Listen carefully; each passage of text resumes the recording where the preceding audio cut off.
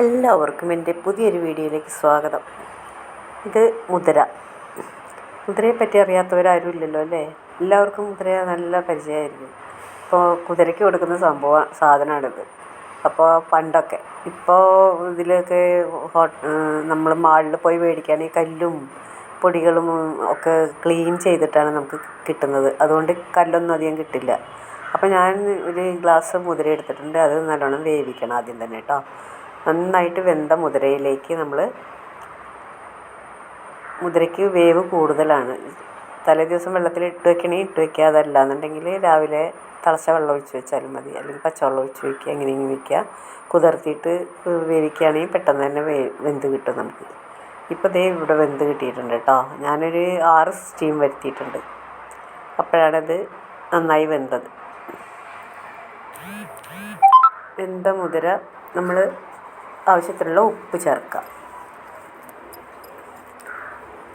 പിന്നെ നമ്മളിത് കടുക് വറുക്കാനായിട്ട് ഉഴുന്നുപരിപ്പ്, ചെറിയ ഉള്ളി, പച്ചമുളക്, കറിവേപ്പില, ഇത്രയും സാധനങ്ങളാണ് ചേർത്തത്. അതിന് ശേഷം നമുക്ക് ഉപ്പ് ഇട്ട് കൊടുക്കുക. അതിന് ശേഷം തേങ്ങ ഇട്ട് കൊടുക്കുക. തേങ്ങ ഞാനൊന്ന് ചതച്ചിട്ടാണ് ഇട്ടത് കേട്ടോ. മിക്സിയിലൊന്ന് ചതച്ചതിന് ശേഷമാണ് ഇട്ട് കൊടുത്തത്. അതിന് ശേഷം നമ്മൾ വറവിട്ടു അതിലേക്ക്. എന്നിട്ട് നന്നായി ഇളക്കി കൊടുക്കുക. ഇത് നമുക്ക് ഷുഗറുള്ളവർക്കൊക്കെ വളരെ നല്ലതാണെന്നാണ് പറയുക. മാത്രമല്ല എല്ലിൻ്റെ ബലം കൂടുവാനായിട്ടിത്, അതുകൊണ്ടാണല്ലോ കുതിരയ്ക്ക് കൊടുക്കണേ. മുതിര കഴിച്ചാൽ കുതിരയുടെ ശക്തി കിട്ടുമെന്നാണ് പറയുക. അപ്പോൾ അതുകൊണ്ട് എല്ലാവരും ആഴ്ചയിൽ ഒരു ദിവസമോ 2 ആഴ്ച കൂടുമ്പോഴൊക്കെ നമുക്ക് കഞ്ഞി കുടിക്കുമ്പോൾ കഞ്ഞിയിലേക്ക് മുതിര, ചെറുപയർ, വലിയ പയറൊക്കെ വേവിച്ചിട്ട് ഇതേമാതിരി